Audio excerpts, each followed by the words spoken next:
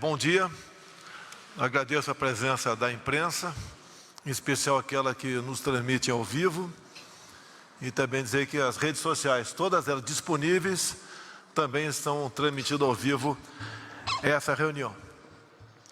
Nós temos a obrigação, o governo federal, de se antecipar a problemas e também proporcionar as melhores políticas para o bem-estar do nosso povo, sempre baseado na transparência e na previsibilidade.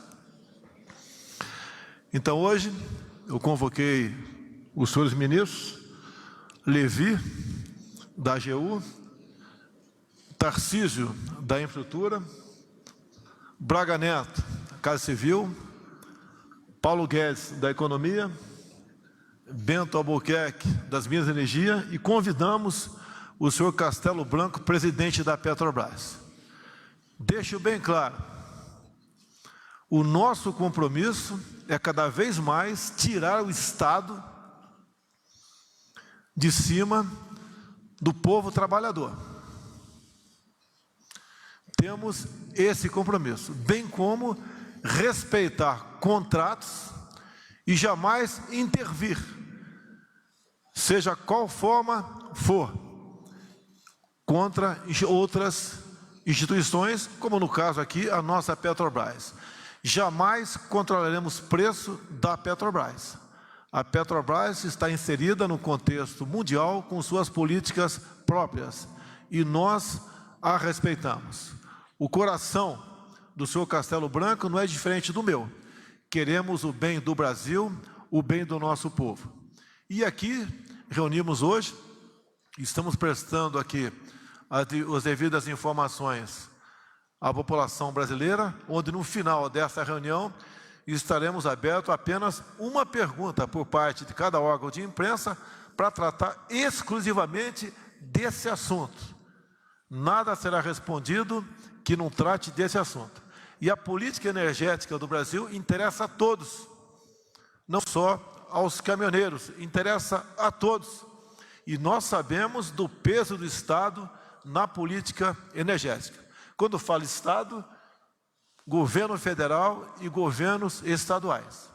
Vale lembrar que o preço dos combustíveis nas refinarias é e na bomba é mais do que o dobro desse praticado na refinaria. O que o governo federal busca fazer e vai buscar fazer está cada vez mais com possíveis soluções à sua frente. Reduzir os impostos federais em cima do combustível. Quanto aos governadores, essa política é própria deles. Nós não interferimos também, nem buscamos interferir, afinal de contas, não é competência nossa. Essa política, repito, cabe exclusivamente aos seus governadores.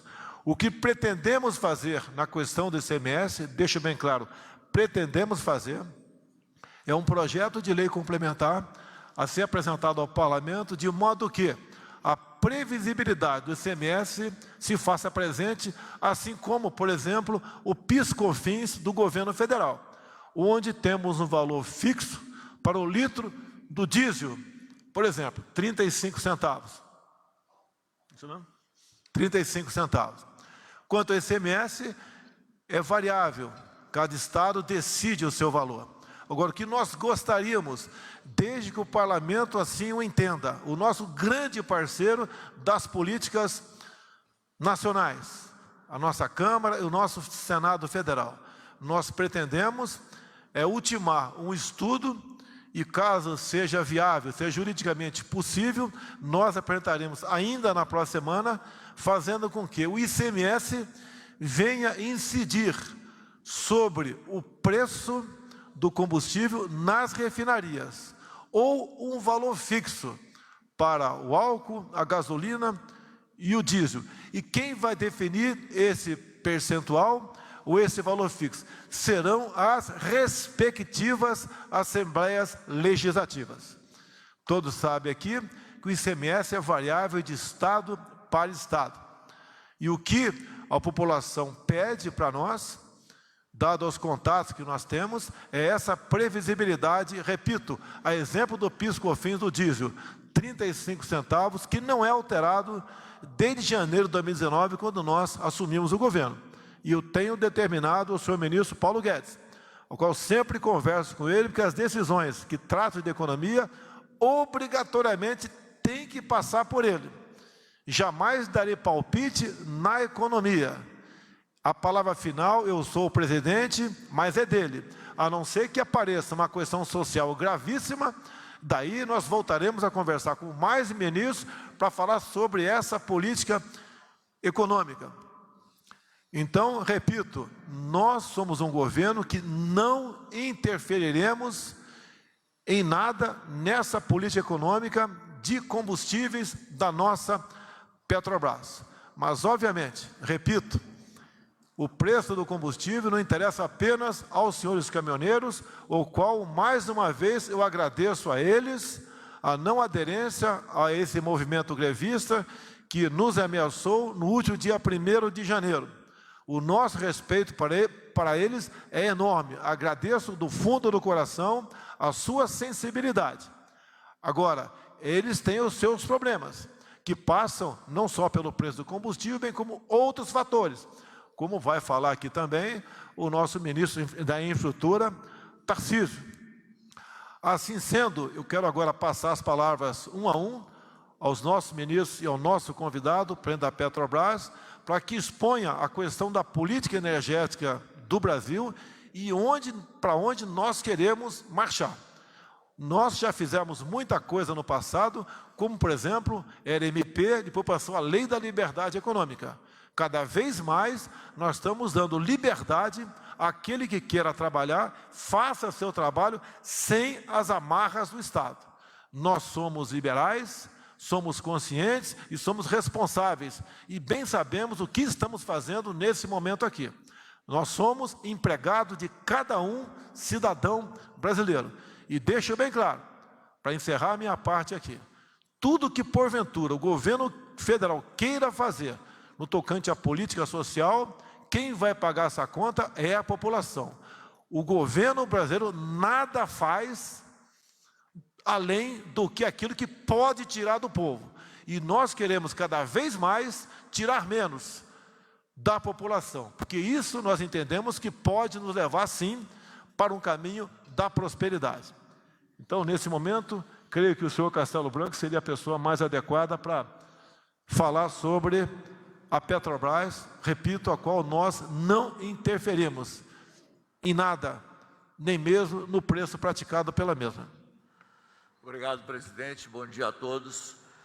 Como o presidente mencionou, o governo, ao longo desses quase 2 anos, mais de 2 anos de sua gestão, nunca interferiu em preços de combustíveis ou qualquer assunto interno da Petrobras.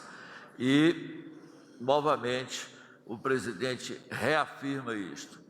Preços de combustíveis são determinados de forma global, assim como o preço da soja, do minério de ferro, do café, do açúcar. A Petrobras segue, portanto, as cotações internacionais. Fazer diferente disso foi desastroso no passado. A Petrobras perdeu 40 bilhões de dólares, a perda não ficou só na Petrobras. Isso contribui para piorar a percepção de risco do Brasil, o que tem reflexo na taxa de câmbio, na taxa de juros e na taxa de inflação.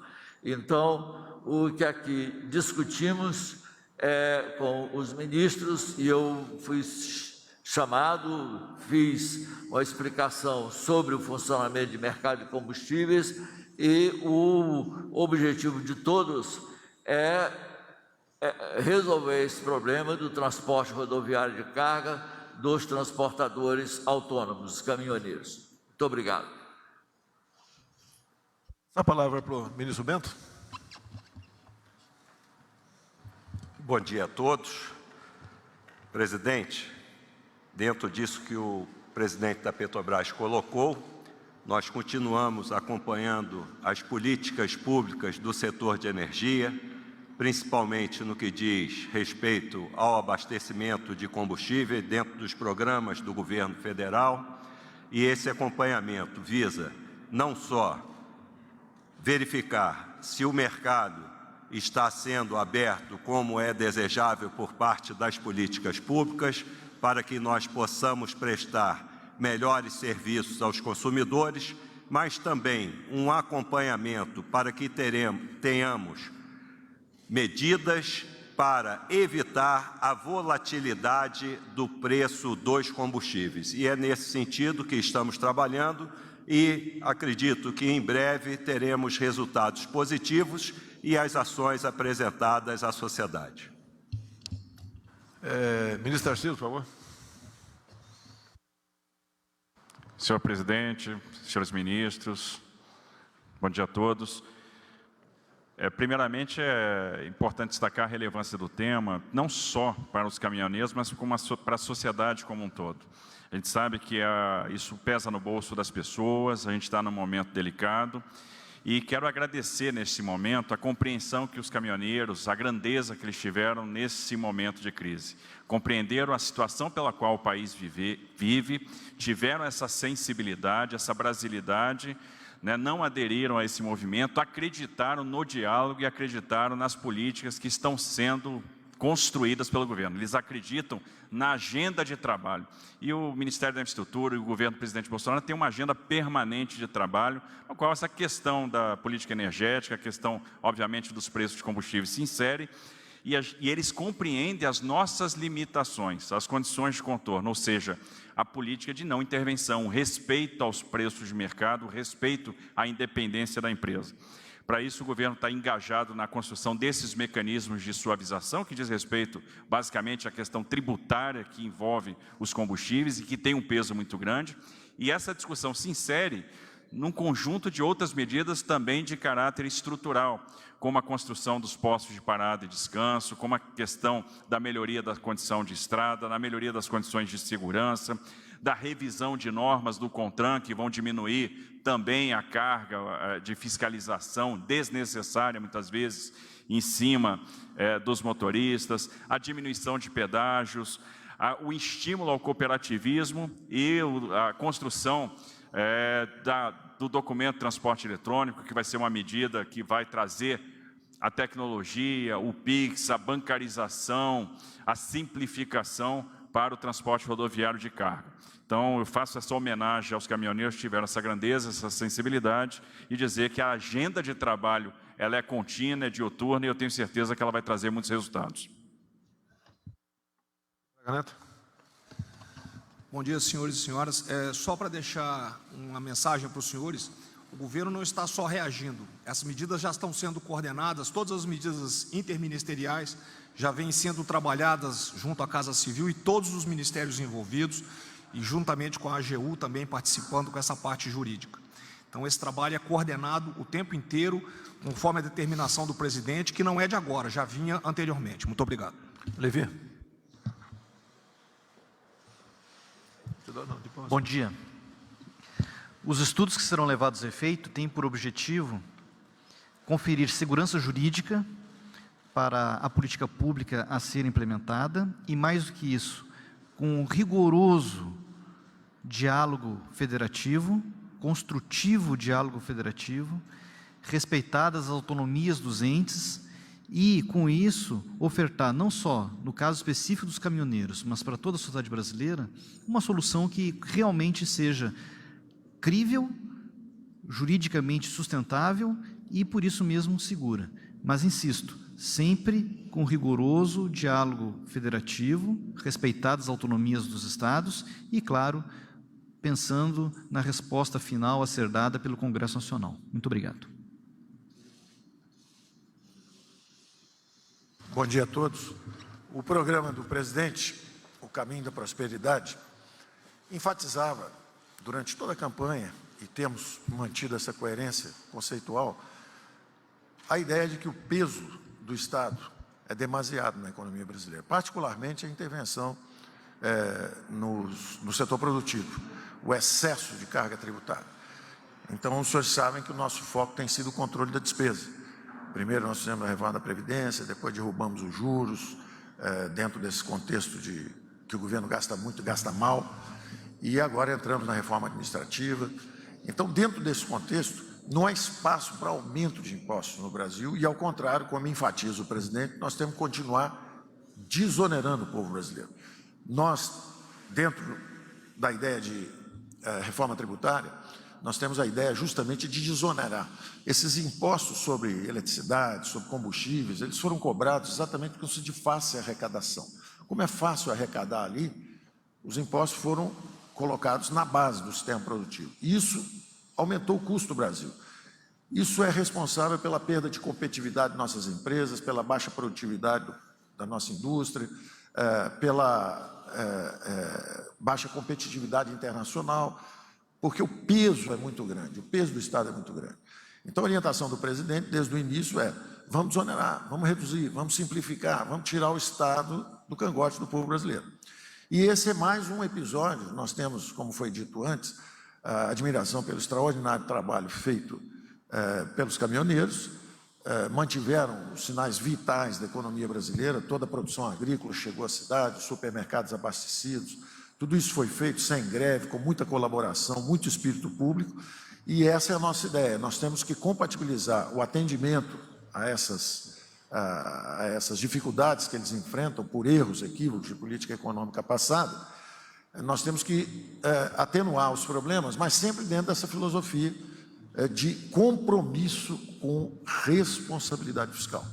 Então, nós estamos estudando exatamente o seguinte: não queremos aumentar os impostos. Se a economia brasileira começa a crescer e a arrecadação está subindo, nós vamos transformar isso imediatamente em redução de impostos. Onde? Um lugar onde nós estamos focalizados é exatamente nisso. Como foi dito antes, o preço na bomba é mais que 2 vezes o preço da Petrobras. Uma boa parte disso são os impostos. Então, o PIS/COFINS, especificamente do governo federal, nós estamos examinando como desonerar isso daí. Tem até 35 centavos nesse preço. Evidentemente, nós não podemos fazer isso de uma vez, é caro, é bastante dinheiro, mas nós temos que começar um movimento nessa direção. E estamos estudando exatamente isso. Como o Brasil começa a retomar o crescimento, os parâmetros fiscais mostram uma arrecadação crescente, e realmente tem acontecido isso. Então, nós podemos, em vez disso se transformar em aumento de arrecadação para o governo federal, nós podemos desonerar cada vez mais esse imposto. Então, nós, de nossa parte, estamos examinando em como reduzir a tributação sobre combustíveis, sobre setor elétrico, que é justamente o que aumenta o custo do Brasil e dificulta a competitividade da nossa indústria, da nossa produção, aumenta o custo de transporte, e tudo isso dificulta no final e derruba a qualidade de vida dos brasileiros. Então, nós estamos fazendo isso exatamente como foi dito aqui por todo mundo antes, de uma forma integrada, respeito absoluto à independência da política de preço da Petrobras, estudos do ministro Bento em busca de suavizadores para que os preços não oscilem tanto, porque existe uma necessidade de previsibilidade, como enfatizou o presidente. Para quem pega o caminhão e não sabe que preço vai estar na bomba quando ele terminar a viagem, nós precisamos dessa previsibilidade, e é isso que nós estamos estudando, e nós vamos, muito brevemente, atacar o problema dentro desse contexto maior. Na reforma tributária, nós sabemos que queremos desonerar. Talvez tenhamos que fazer algo até antes disso acontecer, porque a reforma está entrando aí, vai nos ocupar os próximos 3, 4, 5, 6 meses, como foi dito ontem pelo presidente do Senado, o senador Rodrigo Pacheco, e pelo presidente da Câmara, deputado Arthur Lira. É uma reforma um pouco mais longa, de um pouco mais de fôlego, então nós teremos que antecipar, mas antecipar já nessa direção da reforma tributária de desoneração gradual. Então, o governo Bolsonaro é um governo que vai reduzir e simplificar impostos, vai diminuir o grau de intervenção do Estado na economia, vai desonerar a população brasileira crescentemente. Qualquer aumento de arrecadação será transformado em redução de impostos, em vez de mais alimento para o governo central e mais recursos para o governo central. Desde o início, nosso compromisso foi travar os gastos, foi controlar os gastos públicos, que cresceram por 40 anos. E nós atribuímos desde o início, durante a campanha, o presidente falava isso, esse descontrole de gastos públicos corrompeu a política brasileira, estagnou a economia brasileira, derrubou a produtividade do trabalho, derrubou a competitividade das empresas, manteve a economia brasileira fechada e não integrada à economia global. Então, nós temos esse mapa de voo, nós vamos cumprir esse mapa de voo e os aumentos de arrecadação serão transformados em desgravação, em redução de impostos. Como nós estamos controlando os gastos, nós não precisamos dessa arrecadação crescente. Nós podemos transformar isso gradualmente em redução e simplificação de impostos. Obrigado, presidente. Antes de passar a pergunta aos senhores jornalistas, uma coisa tem que ficar bem clara. Quando alguns órgãos de imprensa me acusaram ontem de interferência na Petrobras.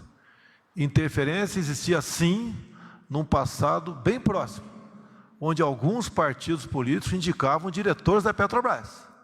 E nós tivemos pela frente um dos maiores brutais comprovações de corrupção em nosso Brasil, conhecido como Petrolão.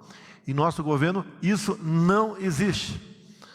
No passado, as estatais davam prejuízos anuais de dezenas de bilhões de reais. Hoje, nós damos lucro de dezenas de bilhões de reais. A nossa política, sim, é de não interferir. Tanto é que o ministro das Minas e Energia, juntamente com o senhor ministro da Economia, indicou o senhor Castelo Branco à Petrobras e ele teve liberdade para escolher os seus diretores. Ontem, na cidade de Cascavel, eu fui bem claro, quando estava presente o senhor Lune Silva, nosso general de Exército, que é presidente da IPUB binacional, um dos presidentes da IPUB binacional. No passado, praticamente, quase nada de lucro tinha lá. E o que se investia era muito em questões sociais, muito pouco em obras outras que são de competência também da empresa. O ano passado, a Itaipu Binacional Brasil investiu 2,5 bilhões no Centro-Oeste Paranaense. Entre outras obras, a construção de 2 pontes com o Paraguai. O alongamento da pista de Foz do Iguaçu, que a partir de março, abril, deve estar conclusa, se Deus quiser, iremos lá, onde poderemos, então, receber voos internacionais. Isso é tratar com seriedade as estatais. Também sem aceitar apadrinhamentos políticos para diretorias. Esse é o nosso compromisso lá atrás. Antes mesmo de eu ser um pré-candidato. Sonhava, se um dia chegar lá, não é fazer diferente, é fazer o certo. Estamos fazendo o certo. Peço paciência ao povo que problemas temos. Não é apenas o combustível, onde muitos reclamam, também reclamam de preço de mantimentos, como, por exemplo, o arroz e óleo de soja. Mas estamos passando ainda por uma pandemia. Sempre disse, como foi dito aqui por outro ministro, que lá atrás eu dizia que tínhamos 2 problemas pela frente, o vírus e o desemprego, e deveriam ser tratados com a mesma responsabilidade, mas de forma simultânea. Em parte, estamos pagando o preço da política do fique em casa pelo fique em casa. Não queremos criticar ninguém. Já disse que se alguns erraram, foi na intenção de ajudar. O nosso governo evitou, com projetos e com propostas, algumas vindo do parlamento, como o senador Jorginho de Santa Catarina, a questão do Pronamp. O auxílio emergencial, o próprio nome o diz, emergencial. A nossa capacidade de endividamento está no limite. Quem define esta questão é o nosso ministro da Economia, que carinhosamente eu chamo de Posto Ipiranga, bem como, obviamente, ouvindo agora, em primeiro lugar, os presidentes da Câmara e do Senado, que não são aliados nossos, são aliados do Brasil. O nosso compromisso é de fazermos a nossa política econômica fluir como as propostas encaminhadas para o parlamento, onde alguns, por maldade, criticaram por serem 35 propostas, como dizendo que um governo que tem 35 prioridades não tem nenhuma. Essas mesmas pessoas que falam isso e agem dessa maneira, em especial nos grandes órgãos de comunicação não ajudam o Brasil. Se tem 35, porque o represamento era grande. E o parlamento, obviamente, como cada presidente é aquele que conduz a pauta dentro da Câmara e do Senado, eles podem ir escolhendo qual proposta coloca na frente. Todas elas são bem-vindas. Estamos atrasados nesse quesito. Não existe entre nós protagonismo para sermos o autor desta ou daquela proposta. Nós gostaríamos, sim, de ver as propostas votadas. Algumas até sendo rejeitadas. Faz parte do jogo democrático. Agora, devemos, sim, destravar essas pautas. E esse é o compromisso, antes de conversar comigo, dos dois novos presidentes da Câmara e do Senado. Então, passamos agora aos senhores jornalistas para fazer uma pergunta apenas, diretamente a quem ele assim achar melhor aqui nessa mesa, para responder, que trate estritamente dessa questão discutida por nós até o momento. Senhores, a gente vai abrir para as perguntas agora, mas como já foi dito pelo presidente, eu peço que os jornalistas selecionados se atentem para apenas uma pergunta e a pergunta direcionada ao tema que foi tratado aqui hoje. Então, para a primeira pergunta, eu convido a jornalista Juliana Lopes, da CNN Brasil. Bom dia, presidente, ministros. Ontem, presidente, o senhor falou em compensação, possibilidade de compensação se essa alteração fosse feita no imposto federal. Isso significa o que exatamente? Um novo imposto? Como é que isso vai ser resolvido?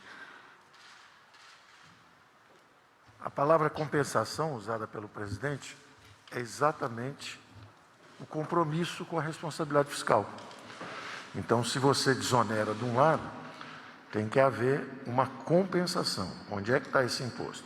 E eu dizia um pouco antes o seguinte, a nossa reforma tributária era uma reforma de substituição tributária. Entra um imposto, sai o outro.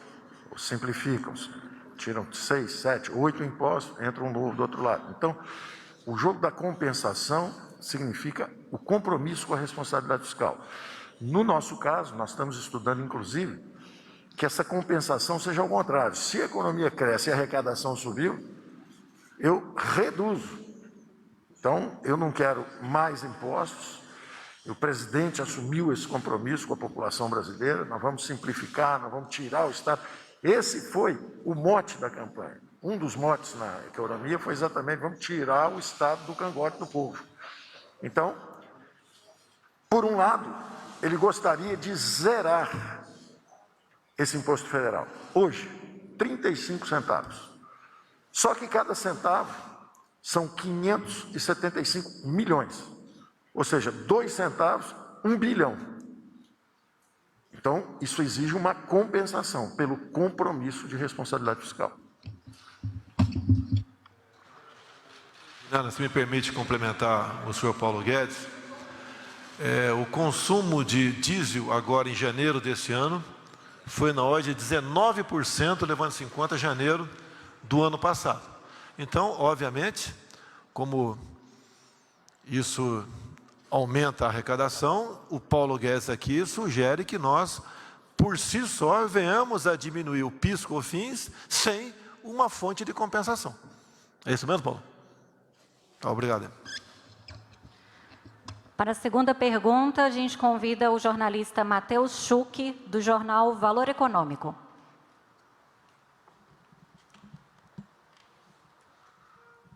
Bom dia a todos.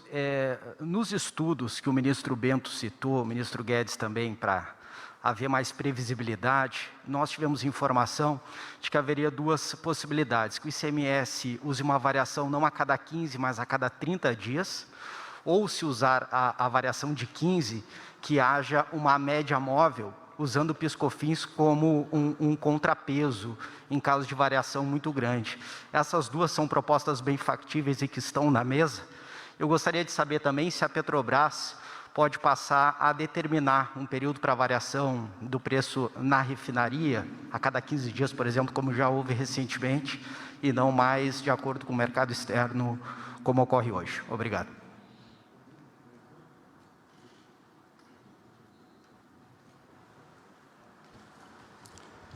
Bom, os mecanismos que estão sendo estudados, eles partem por uma avaliação tributária, como o ICMS. Hoje, o preço calculado para o ICMS, ele é medido na bomba, uma média a cada 15 dias, e isso é um assunto que também está sendo estudado, como também já foi apresentado pelo presidente na sua fala inicial, que esse valor poderia ser também calculado em cima do preço do combustível na refinaria. Tudo isso está sendo avaliado.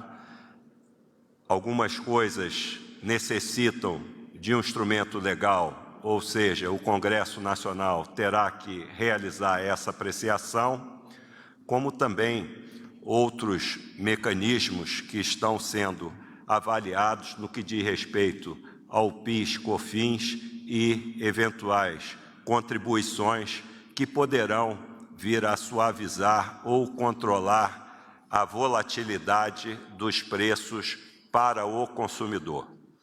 E no que diz respeito à Petrobras, eu peço ao presidente para fazer os comentários dele. Eu gostaria. Obrigado. Eu gostaria de repetir que a experiência passada com preços descolados do mercado internacional gerou uma perda para a Petrobras de 40 bilhões de dólares, que não se concentrou apenas na Petrobras, e se espraia pelo resto da economia brasileira. Piora a percepção de risco, contribui para desvalorizar a nossa moeda, o real, contribui para aumentar as taxas de juros internas, para a inflação e também para desestimular investimentos. No período de 2011 a 2014 se praticou essa política, até 2015. 2016 a 2017, a Petrobras colocou os preços muito acima do mercado internacional. Em 2018, a Petrobras adotou uma política de reajuste diário de preços que deu no que deu, todos nós sabemos. O governo do presidente Bolsonaro, a Petrobras independente, determinando os preços de acordo com o mercado internacional, espaçando as variações, não seguindo uma regra fixa para não beneficiar terceiros, como trading companies, nem tampouco ser forçada a, de repente, dar um ajuste de 15%, 20% dos preços. A Petrobras não só aumenta preço, a Petrobras baixa preço. Nos 5 primeiros meses do ano passado, a Petrobras reduziu o preço da refinaria em 40%. Nos postos, a redução foi só de 14%. E, graças à independência que a Petrobras tem gozado nesse governo, avanços significativos têm sido realizados. Em 2019, a Petrobras foi a empresa de petróleo no mundo que mais investiu. Em 2019, o Brasil deixou de ser importador líquido para ser exportador líquido de petróleo. Em 2020, recorde nas exportações de petróleo, recorde de produção. Isso significou, ao longo desses 2 últimos anos, a Petrobras transferiu às 3 esferas de governo 379 bilhões de reais, mesmo tendo sido ano passado um ano de preços muito baixos de combustíveis e de petróleo. Obrigado. Aproveitar aqui a pergunta do senhor Matheus, do valor econômico. O senhor acaba nos dando razão para uma proposta inicial que devemos apresentar semana que vem, desde que tenha um amparo jurídico. Se o ICMS, vamos supor 30%, incida no preço final na bomba, estão cobrando ICMS de PIS/COFINS também. Imposto em cima de imposto, uma bitributação. E nós não queremos interferir, nem vamos, nem podemos, no valor total do ICMS. Quem decide é o governador com a sua respectiva Assembleia Legislativa. Agora, seria bom para todos nós, todos os brasileiros, vocês que usam carro, não apenas os caminhoneiros, a tal da previsibilidade. Assim como a PIS/COFINS, hoje em dia está fixada em 35 centavos, se o ICMS tivesse um valor fixo no preço final do combustível. ou melhor, no preço da refinaria. E essa, então, a nossa proposta a nosso projeto de lei complementar, que deve ser apresentado ao Congresso nessa próxima semana, para que, repito, é muito importante isso, que o CMS incida um percentual no preço do combustível na refinaria ou um valor fixo do litro de cada combustível. E não está fora dessa nossa discussão também a questão do gás, né, conhecido gás de cozinha. Para a próxima pergunta, a gente convida a jornalista Vanessa Lima, da Rede Record. Bom dia a todos, bom dia, presidente. Até a minha pergunta é para o ministro Tarcísio, porque em novembro do ano passado, o presidente da ANTT disse num evento virtual que o transporte sobre trilhos é a peça-chave para a retomada da economia. E aí, nesse sentido, como uma alternativa ao transporte de cargas, eu gostaria de saber que investimentos o governo federal tem feito nessa área e também sobre a ampliação de parcerias com a iniciativa privada. Muito obrigada. Vou passar a palavra para o Tarcísio. Ele vai falar sobre as nossas ferrovias no Brasil, entre elas a Norte-Sul, que está integrando lá o Maranhão, aqui ao Porto dos Santos, aqui embaixo, bem como outros investimentos nesse sentido. E ele, melhor do que eu, te dará a resposta aí adequada a essa sua pergunta. Bom, primeiro a gente precisa entender que é fundamental reequilibrar a matriz de transportes, né? Então não é só o transporte sobre trilhos, é a cabotagem, é o transporte hidroviário, é o transporte ferroviário, é o transporte rodoviário. Nós vamos ter todos os transportes fortes se a matriz for equilibrada, e isso acontece em outros países do mundo. Então é nisso que a gente está trabalhando. O governo já contratou, né, já tem aí de contratos firmados 27 bilhões de reais de investimento em ferrovias, investimento privado. Em 2019 fizemos o leilão da Ferrovia Norte-Sul, que vai estar completamente concluída e operando a partir de junho. Já estamos operando no trecho agora que vai até São Simão. Em abril a gente começa a operar até Rio Verde e em junho até Anápolis, e isso fecha, né, a Ferrovia Norte-Sul, que vai transportar muita carga, inclusive carga geral, carga containerizada. Isso cria um novo fluxo de caminhões também para os terminais dessa ferrovia. Antes do meio do ano, a gente deve iniciar o empreendimento da ferrovia de integração do Centro-Oeste, que vai ligar Água Boa a Mara Rosa, Água Boa no Mato Grosso até Mara Rosa em Goiás. Estamos falando aí de mais 4 bi de investimento. No dia 8 de abril, vamos fazer o leilão da ferrovia de integração Oeste-Leste, de Caetité até Ilhéus. Está na fase final de apreciação no TCU, aquilo que será a concessão da Ferrogrão. Estamos trabalhando na extensão da Ferronorte de Rondonópolis até Lucas do Rio Verde. Então a gente vai aumentar muito a oferta de ferrovias no Brasil, e trabalhando num projeto de lei que vai trazer as autorizações permitindo investimento privado nesse setor de uma forma menos burocrática. Estamos tratando da renovação da FCA, estamos tratando da renovação da Malha Sul. Então a gente vai atingir aí 50, 60 bilhões de investimento, e o efeito disso nos próximos 8 anos é a gente duplicar a participação no modo ferroviário na matriz. A gente deve sair dos atuais 15% para 30%. E, obviamente, isso tem um efeito muito grande no custo do transporte, no custo do Brasil. E isso vai ser feito com lastro realmente no capital privado. Para a próxima pergunta, a gente convida a jornalista Natália Fruet, do SBT.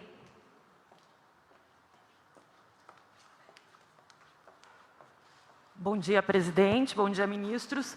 A minha pergunta é sobre PIS/COFINS. O presidente ontem disse que o governo está disposto, né, a buscar alternativas de zerar, e o senhor confirmou isso hoje. Em quanto tempo a gente vai saber se poderá haver redução de PIS/COFINS do diesel antes da reforma tributária? A equipe econômica, o presidente deu um prazo para a equipe econômica ou não, e depende só do aumento do consumo do diesel ou de mais fatores? O prazo que o presidente dá é sempre anteontem. Então, no bom sentido, o presidente tem urgência em resolver esses problemas. Nós queremos justamente fazer, dentro dessa filosofia de desoneração gradual do povo brasileiro, pensar, Tiradentes fez a revolução, né, o nosso herói nacional, quando os impostos chegaram ao quinto dos infernos, 20% do PIB. 20% do PIB. Nos últimos 40 anos, nós subimos de 18% do PIB para 36% do PIB. Então, o Brasil se tornou um país, um ambiente de negócio difícil, onde há uma certa hostilidade do setor público contra a atividade de empreendimento privado. E, então, a nossa ideia de ir reduzindo e simplificando impostos é a orientação do presidente para anteontem. Especificamente nesse episódio particular, pela importância dos caminhoneiros, a importância da classe na distribuição dos produtos, na circulação de bens e serviços no Brasil, no custo de transporte, na produtividade e competitividade das empresas, especificamente nesse caso, nós temos uma urgência, nós não vamos poder esperar a reforma tributária, que vai levar mais uns 5, 6 meses. Nós vamos ter que atacar diretamente o problema dentro dessa ideia de compensação. A compensação é a ideia exatamente de compromisso com responsabilidade fiscal. Seria um contrassenso, imagina o Brasil, o PIB estimado em queda de 10% no ano passado, nós aumentarmos impostos. Aliás, como aconteceu em outras, teve uma entidade federativa aí que aumentou os impostos recentemente.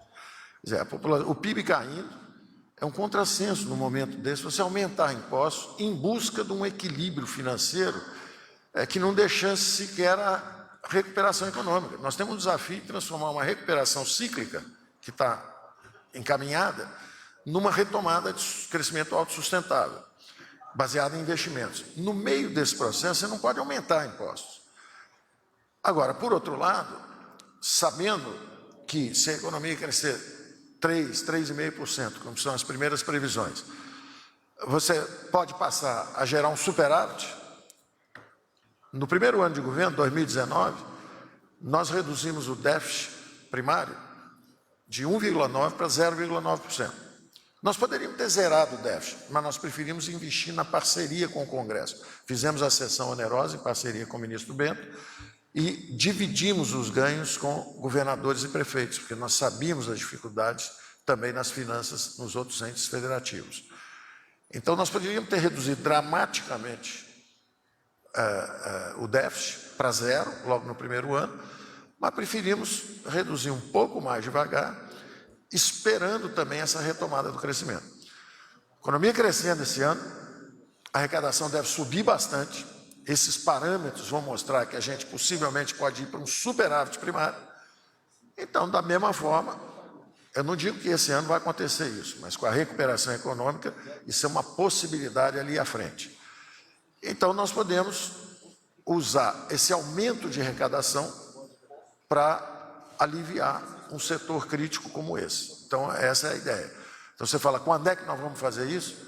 Não vai dar para esperar a reforma tributária. Nós vamos rever os parâmetros de crescimento desse ano. Se tiver um aumento substancial, nós podemos, então, atuar, de repente, em uma semana ou 2 nessa direção.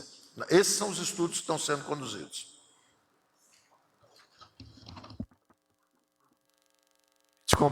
Permite complementar aqui. Obrigado pela pergunta. Quando ele falou que um ente federado aumentou impostos recentemente.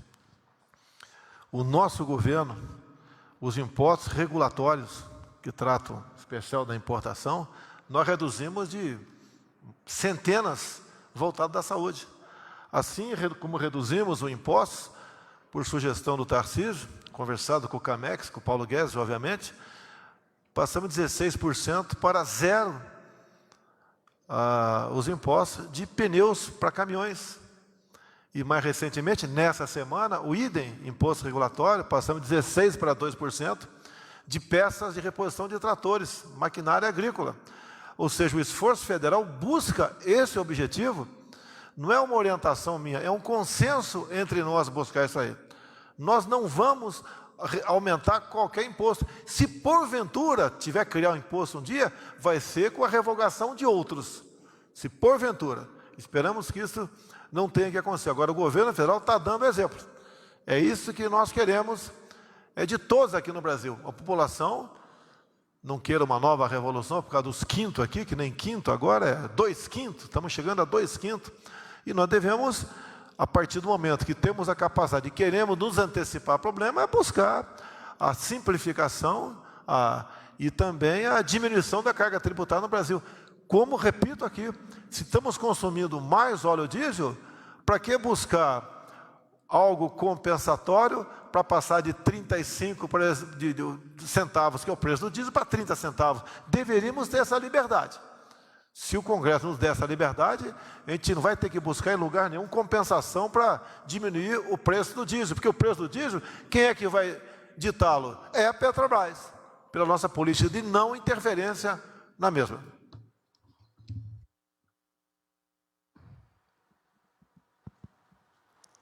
Oi. Para a próxima pergunta, convidamos o jornalista Murilo Fagundes, do Poder 360. Bom dia a todos. Presidente, o senhor vem defendendo desde o ano passado, né, a cobrança do ICMS na refinaria. Eu queria saber qual que foi a motivação para enviar agora e se o senhor acha que a receptividade desse projeto vai ser boa no Congresso. E se o senhor já falou com os novos presidentes da Câmara e do Senado sobre essa proposta. Obrigado. Pelo fim, não conversei com eles. Nós não estamos interferindo em nada. Se um Estado está arrecadando X por litro de combustível, usando uma metodologia, ele vai arrecadar com a nossa proposta o menos X por outra metodologia. Agora, o que acontece? No momento, é voz corrente, é a voz do povo. Nós temos que ser leais à população. Eles nos dizem o tempo todo. Quando nós reduzimos, e várias reduções tivemos ao longo de 2 anos, no preço de combustível na refinaria, ou não chegava, ou chegava tardiamente na bolsa, no posto. Ou então, quando você aumentava aqui, rapidamente era aumentado na bomba. Então, essa previsibilidade que nós queremos ter.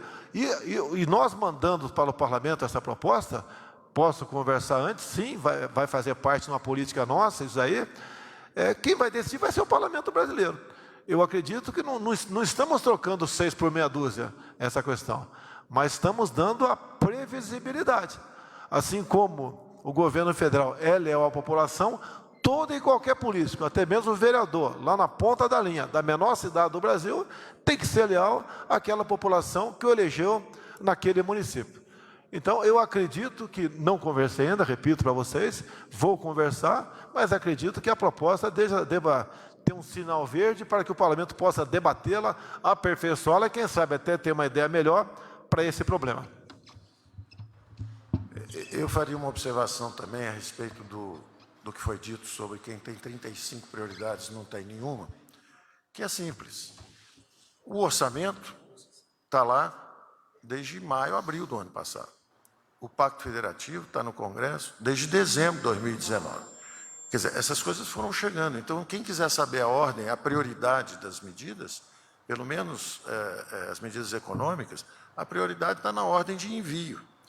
E os envios foram sempre em busca de controle de despesas. Primeiro foi a previdenciária, que era uma despesa de 700 bilhões crescendo, 30, 40 bilhões todo ano, fizemos a reforma previdenciária. Logo depois, derrubamos juros. Os juros caíram de 360 para 260, caíram 100 bilhões de reais por ano, 2019 e 2020. Justamente porque nós nos comprometemos com a reforma do Estado, as privatizações, a desalavancagem dos bancos públicos. Depois, a terceira maior despesa era a reforma administrativa. Também está lá desde meados do ano passado. Foi o Covid. Eu não vou dizer não vou sequer culpar o Congresso. Eu vou dizer que foi o Covid. O Covid interrompeu a nossa pauta, o presidente desde o início disse, olha, vamos salvar vidas, nenhum brasileiro pode ficar para trás, e nós nos dedicamos, então, ao combate à pandemia. Durante a pandemia, reduzimos impostos, diferimos impostos, reduzimos alíquotas de importação de mais de 1.500 produtos médicos hospitalares, sem a preocupação menor com o déficit, exatamente porque pela PEC de guerra nós podíamos gastar mais. Mas eu faço questão de enfatizar esse raciocínio da compensação tributária, porque ele é a base do nosso compromisso com a responsabilidade fiscal. Essa ideia de que, olha, nós temos um compromisso de responsabilidade, não queremos, de forma alguma, um desequilíbrio fiscal, mas estamos atentos a esse problema. Então, tira a pandemia, imagine o curso do governo. O déficit era 2, passou para 1. Poderia, se a economia começar a crescer 2%, 3%, ele poderia ir para um pico ligeiro superávit. Então, esse aumento de arrecadação, em vez de virar um superávit mais forte, nós preferíamos transformar em desagravos, ou seja, em derrubar o peso dos impostos sobre a economia brasileira. Então, a ideia é essa, ir fazendo aos poucos essa redução. À medida que a economia vai crescendo, nós vamos reduzindo os impostos. Isso é, inclusive, o que está por trás da nossa concepção de reforma tributária. A nossa concepção de reforma tributária é de simplificação e redução de impostos. Num caso particular agora, é essa redução. Eu faço questão de dizer isso, porque nós não estamos fazendo nada que seja inconsistente ou incoerente com as nossas políticas.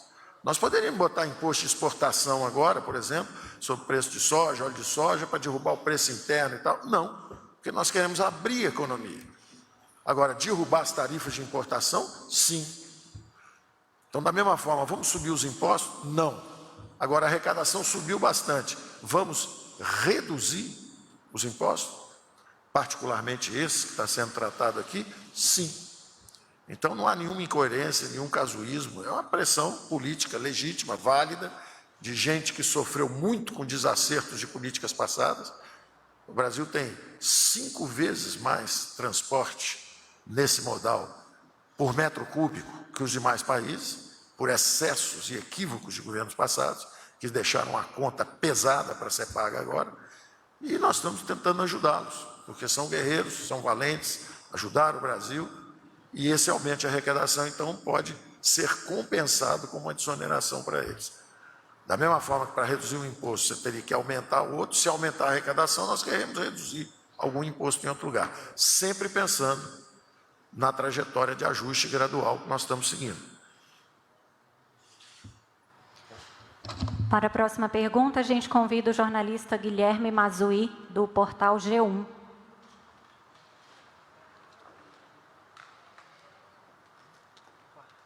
Bom dia a todos. Uma dúvida, como garantir que, no caso da aprovação do projeto que trata do ICMS, que essa redução ou essa tarifa única, que essa diferença de preço vá chegar na bomba, já que os preços não são tabelados. E a outra dúvida, presidente, é se o senhor ou algum ministro já conversaram com os governadores, já que o ICMS é um tributo muito importante para a arrecadação dos estados e não se sabe se os governadores gostariam de abrir mão dessa receita. Obrigado. Obrigado pela pergunta, mas eu creio que não vai haver nenhum impacto no montante arrecadado pelos governadores. Agora, você, por exemplo, sabendo, o preço do diesel está R$ 2,00 nas refinarias. Você tem como botar ali o PIS/COFINS, no diesel não tem mais CID, bota ICMS, falta depois a questão do transporte e o lucro. Você tem uma previsibilidade no preço do combustível. Se, por exemplo, a Petrobras aumenta em mais X centavos o preço do diesel, você sabe que, olha, não vai ter que ter aumento no transporte e na distribuição ou na revenda. Vai ter impacto onde? Vai ter no ICMS e no PIS/COFINS. Essa previsibilidade que nós queremos. Os governadores não terão que abrir qualquer arrecadação. Afinal de contas, quem vai definir um valor fixo de ICMS em cada litro de combustível ou no percentual de cada litro de combustível é a sua respectiva Assembleia Legislativa. Assim como não há interferência nossa na Petrobras, não há nenhuma interferência nossa naquilo que é cobrado pelos senhores governadores. É bom conversar com eles? Sim, mas acredito, ontem, por coincidência, conversei rapidamente com o governador Ratinho, lá do Paraná. E ele achou que a proposta é factível, não bateu o martelo, nem sim, nem não, mas que é factível, pela previsibilidade. Porque essa questão não afeta apenas o governo federal, que quando aumenta qualquer coisa no Brasil, a culpa é do governo federal. Quase tudo que acontece no Brasil, o pessoal elege um responsável por aquele problema. É o governo federal. Nós podemos dividir agora o peso disso. E cada estado poderá fazer valer o valor fixo ou percentual para se cobrar ICMS. Se eu estou na divisa de São Paulo e Paraná, por exemplo, já que eu falei do Ratinho aqui, e sei que o ICMS é bem mais barato num dos dois estados, eu vou deixar para encher o tanque do meu caminhão onde? Naquele outro estado. Teremos uma concorrência leal e saudável entre os estados. O senhor Castelo Branco, o próprio Bento Albuquerque, pode falar rapidamente aqui a variação do percentual do ICMS de cada estado. Isso não é bom. E o que nós queremos? A previsibilidade sem interferir nos estados. Eu acho que uma das propostas, não é porque é de iniciativa do nosso governo, mas justa, para resolvermos esse problema. Como disse há pouco aqui, hoje em dia o ICMS incide também em cima do valor do PIS/COFINS, uma bitributação. E nós não queremos isso, acho que ninguém quer isso daí. Nós queremos é transparência e previsibilidade. No que diz respeito à variação do ICMS, presidente, do diesel, por exemplo, varia de 12% a 25%, tendo uma média nacional em torno de 16%. E o preço do ICMS, ele é calculado, é chamado de preço médio ponderado ao consumidor final, a cada 15 dias do valor do combustível nos postos de abastecimento. No que diz respeito à questão dos preços, da fiscalização desses preços, nós temos procurado atuar de forma integrada com todos os órgãos e entes da federação, através do programa Abastece Brasil. Isso envolve a Agência Nacional de Petróleo, envolve os órgãos de defesa do consumidor, como o PROCON. E o que nós temos observado é que as margens, tanto de distribuição e revenda, têm sido reduzidas de uma maneira geral no país. E esse programa, ele continua apresentando os resultados mensalmente para a sociedade por meio dos nossos veículos de informação do Ministério de Minas e Energia, da Agência Nacional de Petróleo e também dos órgãos de defesa do consumidor, sejam eles estaduais, sejam eles municipais. Quem está aqui à minha esquerda, todo mundo está na casa dos 65. Então, quando nós éramos garotos, a gente via ali na embalagem das mercadorias, né? Preço de fábrica, preço máximo ao consumidor. Nós não queremos isso. Isso é o meio tabelamento. Longe, tabelamento não passa para a nossa cabeça, até porque temos experiências negativas do passado. Agora, quando você vai colocar um combustível no seu carro no futuro, seria bom estar ali, ó, preço da refinaria, ICMS, PIS/COFINS, CID ou qualquer outro imposto. Daí a população vai saber quem, porventura, estaria excedendo. E o que nós queremos aqui também? Em aumentando o consumo, nós não sejamos obrigados a apontar uma fonte ou outra compensadora para diminuir o valor do nosso PIS/COFINS. É uma concorrência leal, transparente, que acredito que receberá o aprovo de toda a população brasileira, não apenas dos caminhoneiros, bem como aquele que usa o seu carro para fazer um passeio. É isso que nós queremos, e acredito que este seja o caminho. E como o Paulo Guedes disse, né, eu peço para anteontem, eu ligo de madrugada para ministros, e todos eles me atendem quando preciso ligar. Eu perdi o sono, apareceu um problema ali, tem que ter uma solução, eu ligo para ele. É uma mania minha fazer isso aí, quem mais sofre comigo é o Tarcísio. Tá? Mas nós te busca a solução. Essa questão, aqui na ponta direita aqui, está o senhor Levi, da Advocacia Geral da União. Ele vai colaborar na feitura desse projeto de lei ao parlamento. Ninguém está surpreendendo o parlamento de nada. Se alguém do parlamento apresentar uma proposta hoje e for melhor do que a nossa, a gente engaveta a nossa e estaremos segunda-feira conversando com as nossas lideranças para buscar a aprovação desse projeto. Como disse, não queremos a paternidade. O ideal até é que nós fiquemos tranquilos, o parlamento tenha ideias. Lá tem muito mais gente do que no nosso meio. Aqui eu sou 23, temos 23 ministros, lá são 594 parlamentares. É natural que lá tenham ideias melhores do que nós. E nós queremos é isso, é buscar solução. Não interessa quem seja o responsável ou o pai do projeto. Para a próxima e última pergunta, convidamos o jornalista Daniel Golino, do jornal O Globo.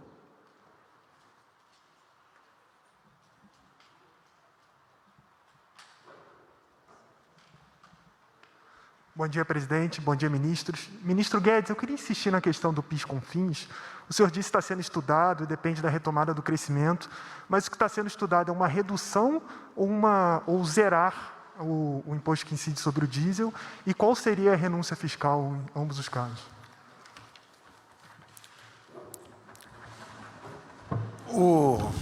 Vamos esclarecer todas as dimensões que foram abordadas aqui para ficar claro. Uma coisa é que o presidente tem diversas vezes se referido justamente a esse peso do Estado sobre a formação de preço no Brasil. Como esse excesso de imposto acaba derrubando o poder de compra dos salários, das receitas dos transportadores, dos caminhoneiros, de todo mundo. Então, isso é uma preocupação que o presidente já tem falado há muito tempo e, do ponto de vista político, ele tem chamado os governadores para uma cooperação nisso. Ele tem dito, olha, vamos dividir, porque eu baixo o imposto aqui e vocês aumentam aí e acaba prejudicando. Então, é isso, estudado com o nosso ministro Levi, é um encaminhamento que eles estão pensando fazer, dizendo o seguinte, olha, vamos tornar transparente quem está cobrando o quê. E cada um tem a liberdade de fixar o seu e que não haja uma bitributação, um em cima do outro. Então, isso é uma dimensão que está sendo acionada. Por um lado, um estudo sobre a formação de preço e como cobrar esse ICMS nos estados, etc., onde não tem interferência. Do nosso ponto de vista, nós também estamos atacando isso, só que em prazo mais longo. Porque quando a gente fala da reforma tributária e do IVA dual, é porque o PIS/COFINS, inclusive nós já temos esse projeto, já está também na comissão mista da Câmara e do Senado.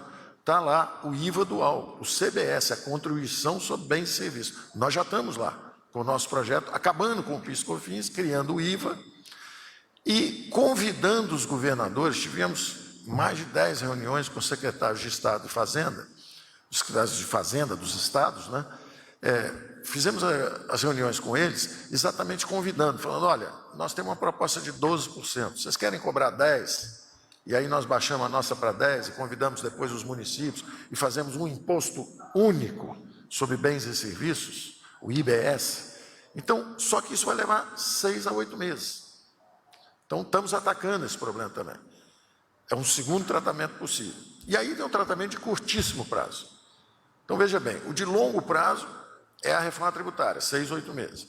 O de médio prazo é o presidente entrar, junto com o Levi, conversando com os entes federativos, falando, vem cá, vamos botar o preço certo, transparente, cada um bota o seu, as assembleias. Essa é uma dimensão, digamos assim, jurídico-federativa. Tem a dimensão tributária, a nossa reforma, 6 a 8 meses. Tem essa dimensão jurídico-federativa, 2 a 3 meses, para entrar no parlamento, aprovar, etc. E tem uma dimensão de curtíssimo prazo, semanas. 1 semana, 2 semanas, que é exatamente a sua pergunta. Que é o seguinte, bom, vocês vão reduzir o ICMS? Como é que vai ser a compensação, isso aqui. Então, estou dizendo, a nossa primeira abordagem, dado o compromisso com a responsabilidade fiscal, nossa primeira abordagem é o seguinte, quer dar o dinheiro para o caminhoneiro, tem que vir de algum lugar, tem que tirar de alguém, porque nós temos um compromisso fiscal. Nós não podemos aumentar o déficit. Só que, como parte do trabalho natural nosso, nós estamos sempre revendo os parâmetros. E os parâmetros são de um crescimento maior esse ano, né? Quem diz isso, inclusive, são os mercados, não é só a Receita Federal, são todas as todo mundo acha que o Brasil, depois de cair 4,5% esse ano, 4,3% esse ano, o ano que vem ele vai crescer em torno de 3,5%. Quando você formula isso, você vê que a arrecadação vai subir bastante.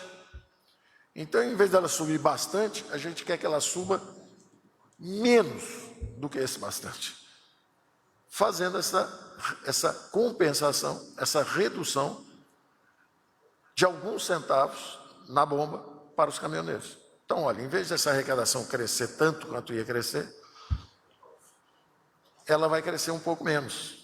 Então, esse é um enfoque que nós estamos examinando. Agora, isso tem dimensão jurídica, tem lei de responsabilidade fiscal, tem tudo isso. Isso, na verdade, seria o seguinte, nós tínhamos um déficit, como eu disse, nós, quando chegamos ao governo, o déficit primário era 2% do PIB. No primeiro ano, nós baixamos para 1% do PIB. Poderíamos até baixar para 0%. Muita gente cobrou, pô, o ministro prometeu e não zerou. Eu prometi todos os esforços para zerar. Mas nós tínhamos dificuldades na dimensão política. Nós não tínhamos sustentação parlamentar no início. Então, nós acabamos dividindo com governadores e prefeitos, através da sessão onerosa, e conseguimos, através dessa composição com o Congresso, um esforço nosso da sessão onerosa, que estava parada há 7 anos, nós conseguimos tirar isso do chão, fizemos o leilão no final do ano, distribuímos esses recursos e tivemos um déficit um pouco maior. Em vez de ser um déficit quase zero, acabamos tendo um déficit de 1% do PIB. É o mesmo tipo de raciocínio. Nós podemos investir um pouco nisso. Se a economia crescer 3%, 3,5%, 4%, a arrecadação vai subir bastante. Então, em vez de zerar o déficit ou gerar um superávit logo nesse ano seguinte à pandemia, eu não estou dizendo que isso vai acontecer. A nossa previsão foi enviada, inclusive, agora recentemente, a nossa revisão, é um déficit de 3%. Mas vamos supor que a economia cresceu mais, estamos revendo o parâmetro e o déficit ia ser 2,5%. Em vez de 2,5%, pode ser 2,6%, 2,7%, pode ser um pouquinho a mais. E a gente, então, faz esse aumento de arrecadação ser usado particularmente para desonerar esse retorno. Isso pode acontecer. Então, é esse tipo de estudo que nós estamos conduzindo dentro desse compromisso de responsabilidade fiscal. Encerrando a parte dos senhores jornalistas, algum ministro queira falar? Castelo Branco? Não? Obrigado, presidente. Eu queria dizer aqui que a independência da Petrobras tem garantido resultados muito significativos para o Brasil. A Petrobras era a empresa mais endividada do mundo. Nesses 2 anos, 2019 e 2020, nós reduzimos o endividamento em 36 bilhões de dólares. O leilão de excedente de cessão onerosa, mencionado pelo ministro Guedes e pelo ministro Bento, a Petrobras adquiriu o direito de exploração do maior campo de petróleo submarino do mundo. Deste ano até 2025, a Petrobras instalará 13 novos sistemas de produção. Cada um custa, em média, 6 bilhões de dólares. A Petrobras, ano passado, registrou recorde de produção de petróleo. E a nossa produção de petróleo e gás natural continuará a crescer, explorando nossas riquezas naturais, transformando recursos naturais em riqueza para a sociedade brasileira. São mais emprego, mais arrecadação fiscal.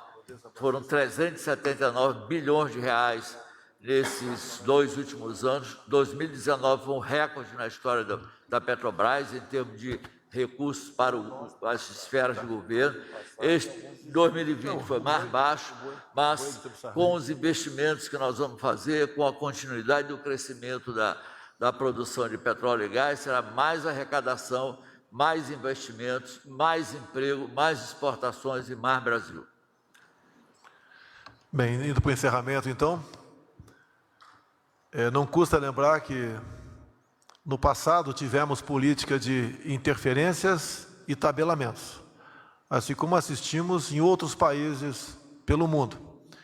Isso leva a algo pior do que a inflação, que ninguém quer, mas leva ao desabastecimento. Nesse primeiro momento, creio eu, que não só os caminhoneiros, bem como os proprietários de veículos particulares gostariam de, ao abastecer seu veículo, pegar a nota fiscal e está escrito ali, preço daquele combustível na refinaria, impostos federais, CID, porventura estiver valendo, e PIS/COFINS, tanto, ICMS, tanto, e depois também está na nota fiscal o custo da distribuição e da margem de lucro dos donos de postos de gasolina. É um bom começo para sabermos onde, porventura, alguns desses entes está sendo abusivo. Quem pode controlar e buscar reduzir o preço são os consumidores. É política de mercado. Nós, da nossa parte, devemos combater qualquer monopólio, oligopólio, e devemos abrir cada vez mais o comércio. Como, pelo que parece, a Petrobras tem interesse em mini refinarias pelo Brasil. Como também, é isso mesmo, Castelo, vocês pretendem vender refinarias. Tá? Então, essa é a nossa política, de mostrar a realidade, abrir transparência. Não tem caixa preta em nosso governo. Nós queremos um Brasil melhor e mais justo, e não apenas no discurso, mas com ações como essa que pretendemos, se o nosso AGU e a nossa SAGE aqui, que é o ministro Pedro, né, que acumula, nos der o sinal verde para encaminhar essa proposta ao Congresso Nacional. No mais, meu muito obrigado a todos os senhores e senhoras.